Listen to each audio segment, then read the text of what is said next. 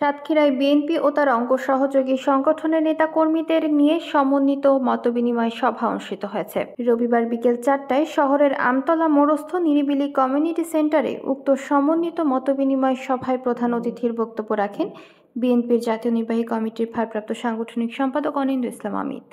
সাতক্ষীরা জেলা বিএনপির আহ্বায়ক অ্যাডভোকেট সৈয়দ ইফতেখার আলীর সভাপতিত্বে এতে আরও বক্তব্য রাখেন জেলা বিএনপির সদস্য সচিব চেয়ারম্যান আব্দুল আলিম, জেলা বিএনপির সমন্বয়ক ও যুগ্ম আহ্বায়ক হাবিবুর রহমান হবি, সহ সমন্বয়ক ও জেলা বিএনপির যুগ্ম আহ্বায়ক শেখ তারিকুল হাসান, যুগ্ম আহ্বায়ক মৃণাল কান্তি রায়, বিএনপি নেতা আবুল হাসান হাদি, জেলা যুবদলের সমন্বয়ক আইনুল ইসলাম নান্টা প্রমুখ। প্রধান অতিথি অনিন্দ্য ইসলাম অমিত এ সময় বলেন, বিএনপি বর্তমান নির্বাচন কমিশনের অধীনে এবং প্রশাসন ও পুলিশের একপেশে ভূমিকার জন্য এর আগেও জাতীয় সংসদ ও স্থানীয় সরকার নির্বাচন বর্জন করেছে। এখনও সুষ্ঠু শান্তিপূর্ণ নির্বাচনের পরিবেশ তৈরি হয়নি।